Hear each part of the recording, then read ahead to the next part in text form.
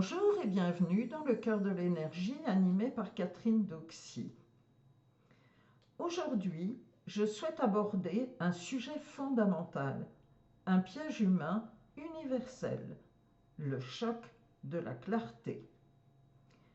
Dans le monde professionnel, comme dans le monde personnel ou dans le domaine vibratoire, la force d'une expertise est d'aller droit au but et de poser des structures nettes.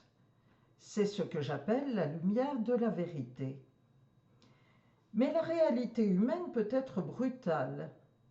Cette clarté est une lumière aveuglante pour ceux qui ont construit leur vie sur le flou, le déni ou le rôle confortable de victime et qui préfèrent y rester.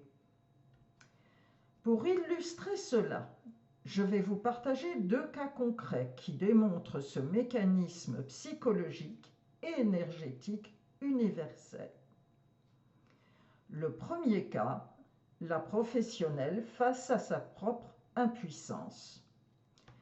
Olivier, freelance en informatique, me contacte pour une demande d'aide urgente. Il se trouve face à une situation totalement bloquée avec une cliente potentielle qui dirige une entreprise de services. Le système informatique de cette structure est une véritable passoire. Les serveurs sont obsolètes, les données clients ne sont pas sécurisées et la gestion interne est totalement paralysée par des outils informatiques dépassés.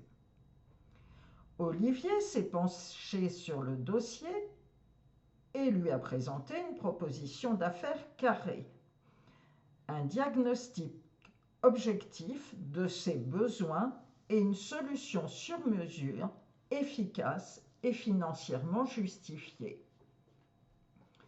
La réponse a été d'une extrême violence, un refus agressif, alors qu'elle était clairement demandeuse d'une solution.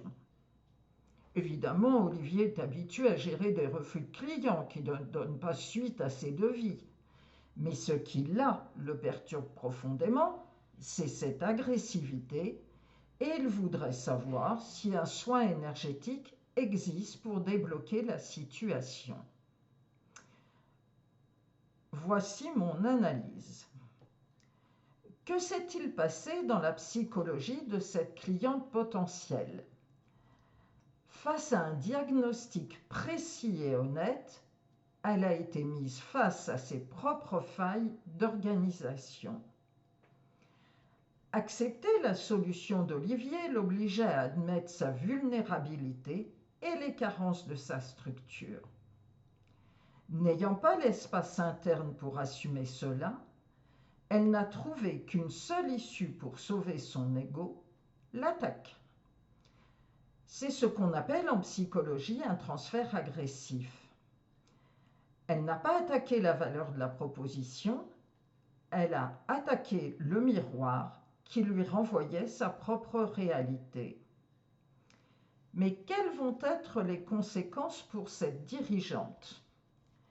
Directement, son problème informatique et structurel est loin d'être réglé. La situation critique qui était là avant la proposition d'Olivier est toujours là après. Et je maintiens qu'elle n'a absolument pas les moyens de la résoudre seule. Il lui reste donc une alternative. Continuer comme elle le fait actuellement et elle va droit dans le mur, ou trouver un autre prestataire. Mais son ego démesuré aura bien du mal à lui faire admettre cette nécessité. En restant en dehors de ce dossier, Olivier laisse cette femme face à ses propres illusions et à ses responsabilités. Et pour Olivier, quelle solution? Mon analyse de la situation est que ce dossier est définitivement terminé. Pourquoi?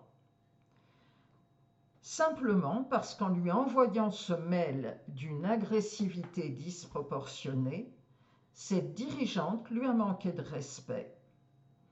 Le fonctionnement d'un ego démesuré est une impasse relationnelle. Pour ne pas avoir à admettre ses failles, elle a transformé Olivier en ennemi public. Même si elle se rendait compte dans 3 semaines que son système informatique s'effondre, son orgueil l'empêcherait toujours de revenir vers lui parce que cela équivaudrait à capituler. La véritable solution d'Olivier n'est donc pas de s'épuiser à courir après un fantôme. La solution est de faire un deuil définitif de cette relation et de capitaliser sur son expertise. Il doit utiliser tout le travail technique et le diagnostic approfondi qu'il a déjà réalisé pour en faire une proposition clé en main, un modèle de perfection qu'il ira présenter à d'autres. Il a désormais le dossier idéal entre les mains. Il n'a plus qu'à aller démarcher les concurrents directs de cette femme, là où ses compétences seront respectées et payées à leur juste valeur. Pour l'aider à traverser ce cap, je lui propose d'entrer en soin avec 2 protocoles précis. Un soin apaisement des relations pour nettoyer cette charge négative et lui redonner sa souveraineté, et un soin accomplissement professionnel pour propulser sa prospection. Si vous êtes concerné par ces soins, retrouvez-les, le lien est en description. Olivier a accepté ma proposition avec reconnaissance. Il a compris que finalement, il lui suffisait de prendre de la hauteur pour se détacher de cette agression et recouvrer pleinement son estime de soi. En changeant de perspective, il a cessé de subir pour redevenir le maître de son destin. Deuxième cas, l'acculé du système et le tombereau de haine, ou la tempête karmique du soin Delta Force One. Le second cas met en lumière un phénomène bien connu des énergéticiens, la crise de purification.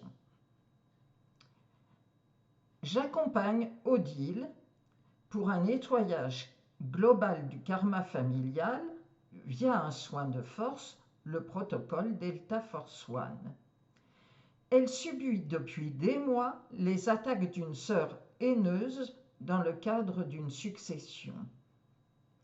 Au bout de 10 jours de soins, coup de théâtre. La sœur déverse un tombereau de haine d'une violence inouïe. Ma consultante s'en étonne et s'en désole, car elle pensait sincèrement que le soin allait calmer sa sœur. Pourquoi une telle explosion énergétique? Dans le plan astral et le plan mental, le soin Delta Force One agit comme un redresseur de tort. Il vient restaurer la rectitude des lignes de force et nettoyer les mémoires toxiques. En changeant le taux vibratoire d'Odile, le soin rompt instantanément l'accordage malsain qui existait entre les 2 sœurs. La sœur haineuse, qui se nourrissait inconsciemment de ce conflit et qui se sait en tort, sent le sol se dérober sous ses pieds.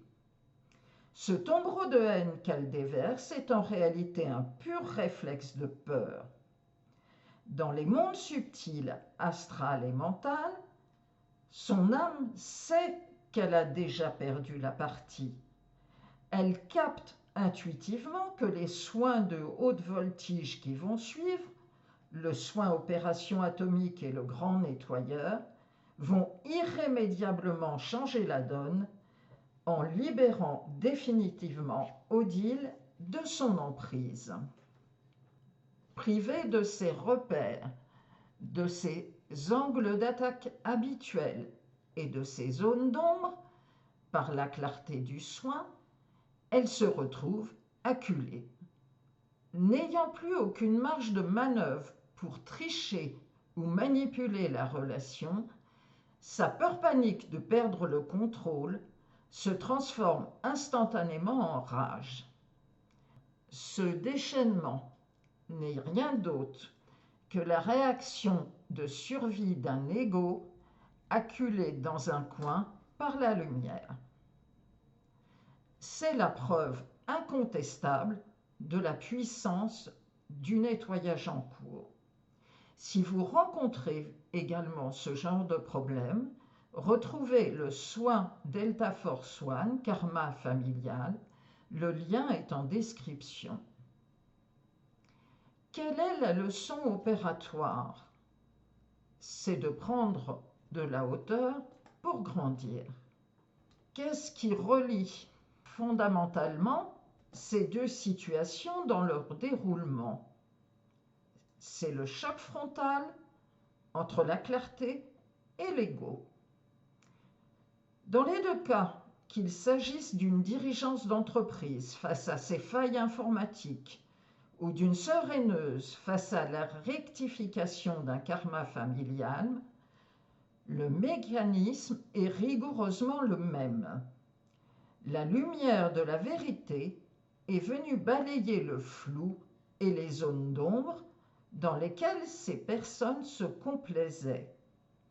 Incapables d'admettre la réalité et de gérer leur propre vulnérabilité, elles ont choisi la politique de la terre brûlée et l'explosion verbale. La haine et l'agressivité ont été leur seul outil de défense pour maintenir leurs illusions. Finalement, ces deux affaires complexes nous rappellent avec force que personne n'est responsable de l'incapacité des autres à assumer la vérité. Face à la violence ou au chaos d'un ego blessé, la seule clé pour préserver votre énergie et préserver votre estime de soi est de prendre de la hauteur. En changeant de perspective, les tempêtes extérieures ne vous atteignent plus et vous pouvez vous recentrer sur l'essentiel, vous.